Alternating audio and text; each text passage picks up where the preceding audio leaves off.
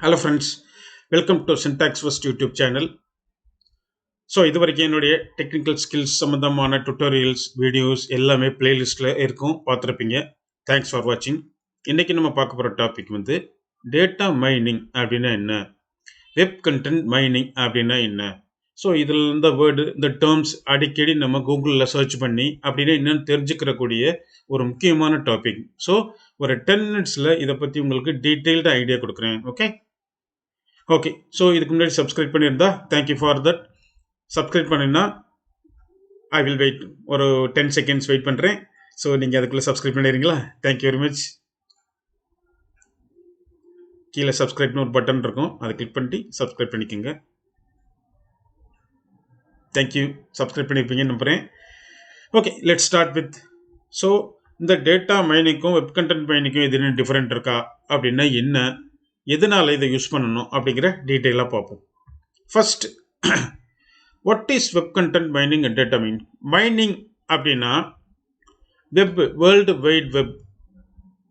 White வெப்பில் எத்தனையோ websites இருக்குது. உலகத்தில் எவ்வளோ வெப்சைட்ஸ் இருக்குது.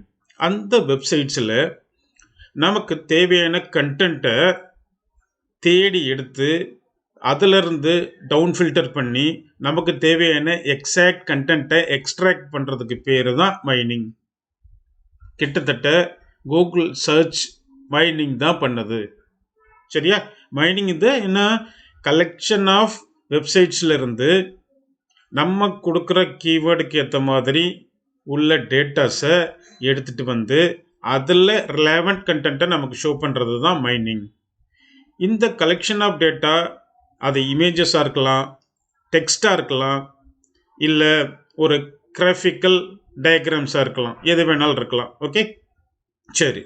அடுத்து types of web content mining. Web content மைனிங்கில் என்னென்னலாம் இருக்குது அப்படின்னா data mining, structural mining, content mining. ஒரு மைனிங் பண்ணுற ஒரு ஆட்டோமேட்டட் சிஸ்டம் என்ன சொல்லுவோம், மோஸ்ட்லி வெப் கிராலர் இல்லைன்னா ஸ்பைடர், வெப் ஸ்பைடர். நம்ம ஏர்லியராக கூகுள்லேயோ இல்லை ப்ராஜெக்ட்ஸ்லாம் பண்ணும்போது பார்த்துருப்பீங்க, வெப் ஸ்பைடர் அப்படின்னு ப்ராஜெக்ட்லாம் பண்ணியிருப்பீங்க, ஃபைனல் இயர் ப்ராஜெக்ட்ஸ். அப்படின்னா என்ன, spider, web crawler, web data mining எல்லாம் ஒரு விஷயம்தான். Collecting datas from the web for our purpose and extracting and down filtering the exact data from the result. அவ்வளோதான். சரியா? ஓகே.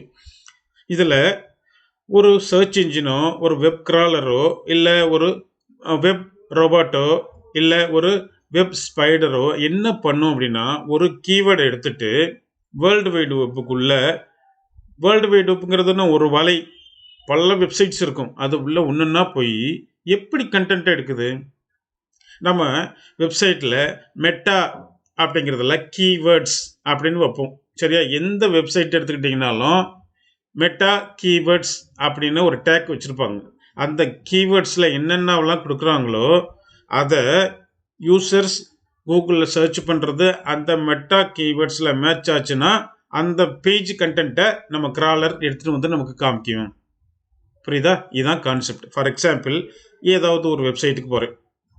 இப்போது ஏதாவது ஒரு வெப்சைட் சொல்லுங்கள், சம் வெப்சைட், இது ஒரு இன்ஃபர்மேஷன் வெப்சைட்டாக,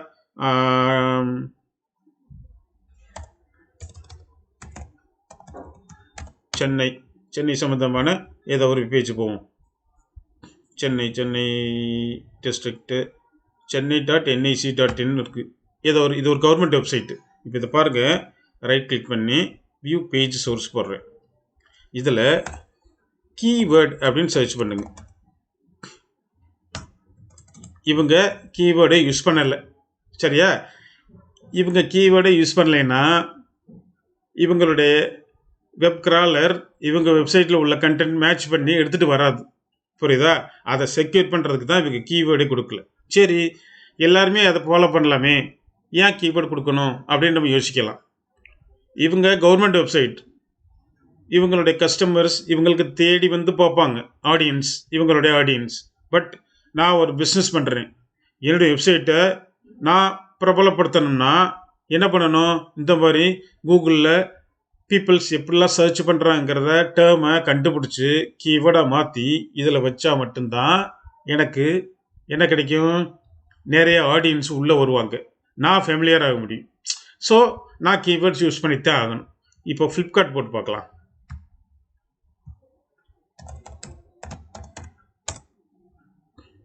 இப்போ வியூ சோர்ஸ் போடுறேன். இது கீவேர்ட்ஸு. இங்கே பாருங்கள், மெட்டா நேம் கீவேர்டு கண்டென்ட்டை பாருங்கள். ஒவ்வொரு கீவேர்டும் கமா செப்பரேட்டடாக இருக்கும். ஆன்லைன் ஷாப்பிங் இன் இந்தியா, இந்த ஆன்லைன் ஷாப்பிங் இன் இந்தியா அப்படிங்கிற கீவேர்டை இவங்க கூகுளில் சர்ச் பண்ணாலும் சரி, இல்லை வெப் கிராலர் டேட்டா மைனிங்கில் ஒரு ரோபோட், ஒரு ஆட்டோமேட்டட் சிஸ்டம் இந்த கீவேர்டை எடுத்துகிட்டு வந்து சர்ச் பண்ணாலும் சரி, இந்த மெட்டா கீவேர்ட்ஸ் அப்படிங்கிற கமா செப்பரேட்டரில் தான் மேட்ச் பண்ணும்.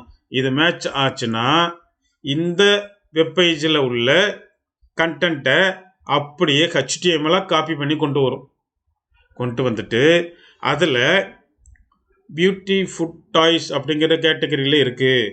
நான் கேட்டிருக்கிறது வந்து ஒன்லி டாய்ஸு, அதை டவுன் ஃபில்டர் பண்ணி எடுக்கும். முதல்ல மெட்டா கீவேர்ட்ஸ் மேட்ச் ஆகிற அந்த வெப்பேஜை எடுத்து வச்சுக்கிறோம். இது ஸ்ட்ரக்சரல், ஓகேவா? அதில் ரிலவெண்ட் டேட்டாவை எக்ஸ்ட்ராக்ட் பண்ணி எடுத்துகிட்டு வந்து நமக்கு ரிசல்டன் பேஜில் பார்த்தீங்கன்னா ஒன்லி நம்ம என்ன சர்ச் பண்ணணுமோ அதுக்கேற்ற மாதிரி ரிலவெண்ட் டேட்டா மட்டும்தான் காமிக்கும். புரியுதா? இதுதான் கண்டென்ட் மைனிங். வெவ்வேறு வெப்சைட்டில் உள்ளதை கண்டென்ட்டை எடுத்துகிட்டு வந்து சர்ச் பண்ணி நமக்கு டிஸ்பிளே பண்ணி காமிக்கிறது தான் data mining, sorry content mining. சரி, இப்போ பார்த்தோம் கீவேர்ட்ஸ் தான் இதுக்கு முக்கியமானது அப்படின்னு பார்த்தோம். கீவேர்ட்ஸ் ஏன் பண்ணணும், ஏன் பண்ணக்கூடாது, ஆடியன்ஸ் இன்க்ரீஸ் பண்ணணும்னா நமக்கு தேவைப்படும், அதனால் பண்ணுறோம். சரி, அடுத்து டேட்டா மைனிங்னா என்ன தெரியுமா? நான் ஒரு பிஸ்னஸ், எனக்கு ஒரு வெப்சைட் வச்சுருக்கேன், அதில் ஒரு அனாலிட்டிக்ஸ் பண்ணுறது தான் டேட்டா மைனிங். அப்படின்னா என்ன அனாலிட்டிக்ஸ்? என்னுடைய வெப்சைட்டுக்கு எத்தனை விசிட்டர்ஸ் வந்திருக்காங்க இன்னைக்கு, என்னுடைய வெப்சைட்டுக்கு எத்தனை விசிட்டர்ஸ் இந்தியாவிலிருந்து வந்திருக்காங்க இன்னைக்கு, எத்தனை விசிட்டர்ஸ் வேறு வேறு கண்ட்ரிலேருந்து வந்திருக்காங்க. சரி, என்னுடைய வெப்பேஜில் 7 வெப்பேஜ் இருக்குது. ப்ராடக்ட்ஸ்ன்னு இருக்குது, சர்வீசஸ்ன்னு இருக்குது, அபோட்டஸ் இருக்குது, கான்டாக்டஸ்ன்னு இருக்குது. எத்தனை பேர் சொல்யூஷன்ஸுங்கிற பேஜை பார்த்தாங்க, எத்தனை பேர் சர்வீசஸ்ங்கிற பேஜை பார்த்தாங்க. இது எல்லா டேட்டாவையும் கலெக்ட் பண்ணுறதுக்கு பேர் தான் டேட்டா மைனிங். இதை கலெக்ட் பண்ணுறதுல என்ன, நமக்கு பிஸ்னஸ் இம்ப்ரூவ்மெண்ட்ஸுக்கு ஒரு அனாலிட்டிக்ஸ் ஐடியா கிடைக்குது. எந்த பேஜில் அதிகமாக வந்திருக்காங்க அப்படின்னா people they are interested in the content, அந்த பேஜில் உள்ள கண்டென்ட் அவங்களுக்கு ரொம்ப பிடிச்சிருக்கு. சில பேஜ் விசிட் பண்ணியிருக்க மாட்டாங்க, அதை நம்ம ஐடென்டிஃபை பண்ணிடலாம் ஈஸியாக இந்த அனாலிட்டிக்ஸை வச்சு. அப்போது அந்த பர்டிகுலர் பேஜை இம்ப்ரூவ் பண்ணுறதுக்கு நமக்கு ஒரு வாய்ப்பு கிடைக்கும். தெரியாமல் போச்சுன்னா ஒன்றும் பண்ண முடியாது இல்லையா? இது ஒரு வாய்ப்பு நமக்கு.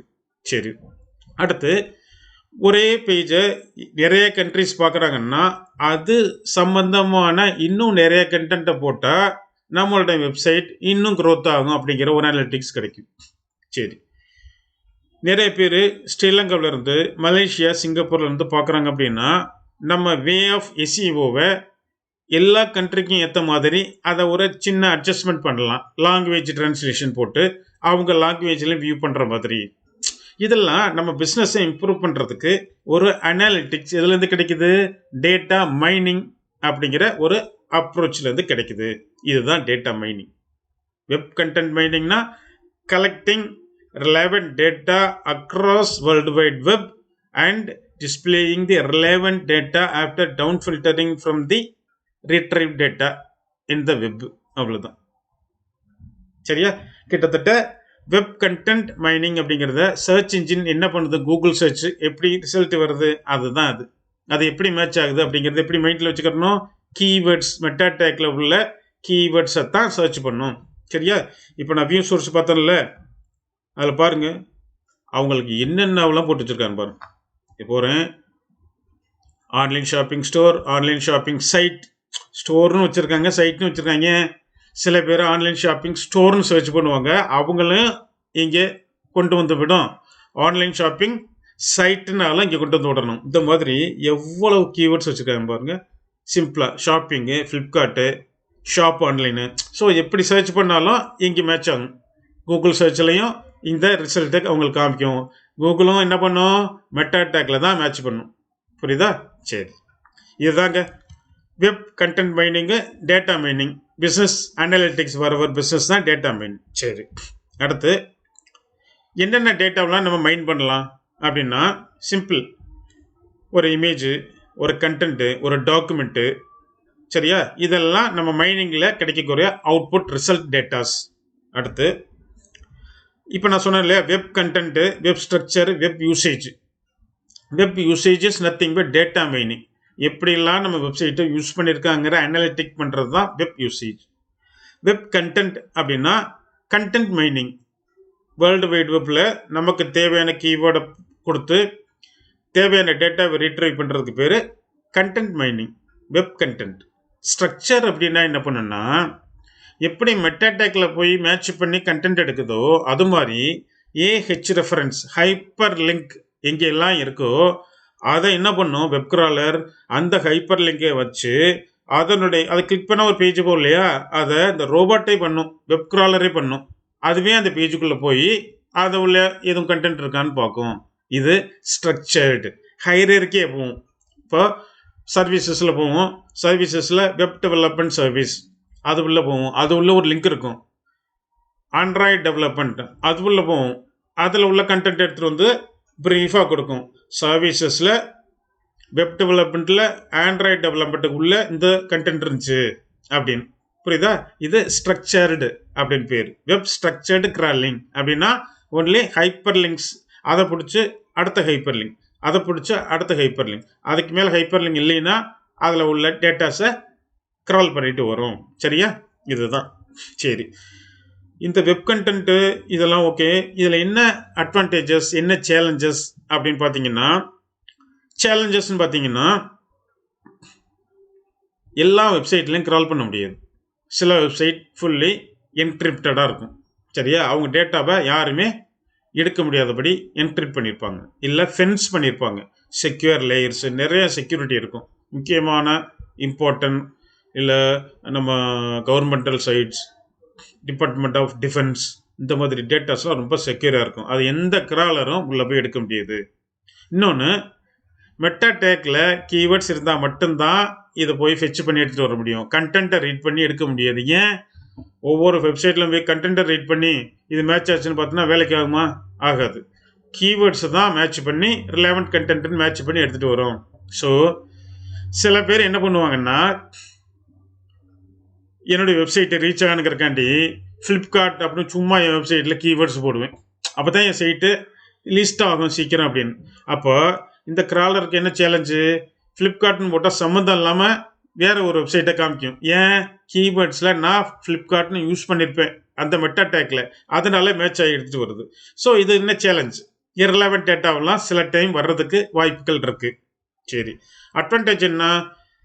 ஒரு இடத்துல இருந்துக்கிட்டு டக்குன்னு ஒரு டாக்குமெண்ட்டோ ஒரு ஒரு நிறையா ஒரு பிளான் பண்ணணும், ஒரு புதுசாக ஒரு டுட்டோரியல் உருவாக்கணும் அப்படிங்கிறதுக்கு நிறைய வெப்சைட்டில் இருந்து நிறைய கண்டென்ட் கிடைக்கும்போது நமக்கு நிறைய ஐடியாஸ் கிடைக்கும். ஸோ ஒவ்வொரு வெப்சைட்லையும் கிடைக்கிற ஒவ்வொரு லைன், ஒவ்வொரு வேர்ட் ஐடியாஸ் நமக்கு புதுசாக கண்டென்ட் க்ரியேட் பண்ணுறதுக்கு ரொம்ப யூஸ்ஃபுல்லாக இருக்கும். அட்வான்டேஜஸ். லிமிட்டேஷன்ஸ், சில டைமில் எத்திக்கல் ஹேக்கிங் சொல்லுவாங்க. அடுத்தவங்க கண்டென்ட்டை இப்படிலாம் எடுக்கிறது தப்பு. சரியா? ஸோ சில பேர் அவங்க கண்டென்ட்டை எடுத்து நம்ம யூஸ் பண்ணியிருந்தோம்னா அவங்க என்ன பண்ணுவாங்க, கண்டுபிடிச்சாங்கன்னா நம்மளை அப்ரோச் பண்ணுவாங்க. இந்த மாதிரி என்னுடைய கண்டென்ட்டை நீ யூஸ் பண்ணக்கூடாது அப்படின்னு சொல்லுவாங்க. ஸோ இதில் சில லிமிட்டேஷன்ஸும் இருக்குது. என்னது? மெட்டா டேக் இல்லைன்னா இதால் கண்டுபிடிக்கவே முடியாது. கண்டென்ட்டு கீவேர்ட்ஸ் எந்த வெப்சைட்டில் இல்லையோ அதெல்லாம் கண்டுபிடிக்க முடியாது. அந்த வெப்சைட்டில் உள்ள கண்டென்ட்டெல்லாம் எடுத்துகிட்டு வர முடியாது. செக்யூர் வெப்சைட்டில் போய் தலையிடவே முடியாது. சரியா? ப்ரைவேட் நெட்வொர்க்கு உள்ளே போக முடியாது. Only world wide web public ஆக்சஸ்க்கு மட்டும்தான் இதை ஆக்சஸ் பண்ண முடியும். சரியா? இதுதான் இதனுடைய லிமிட்டேஷன். ஓகே, இப்போ நம்ம mostly covered web content mining, data mining ரெண்டுக்கும் என்ன டிஃபரெண்ட்னு கிளியராக பார்த்தாச்சு. ஓகே, தேங்க்ஸ் ஃபார் வாட்சிங். சப்ஸ்கிரைப் பண்ணலன்னா கண்டிப்பாக சப்ஸ்கிரைப் பண்ணிடுங்க. என்னுடைய அடுத்த வீடியோ என்னென்னா வெப் வேண்டல்ஸ், இது ஹேக்கிங் சம்மந்தமானது. இந்த டாப்பிக்கையும் அடுத்த வீடியோவில் பாருங்கள். உங்களுக்கு ஏதேனும் டவுட் இருந்துச்சுன்னா எனக்கு இந்த ஜிமெயிலுக்கு மெயில் பண்ணுங்கள். ஓகே, தேங்க்ஸ் ஃபார் வாட்சிங். Please subscribe and support.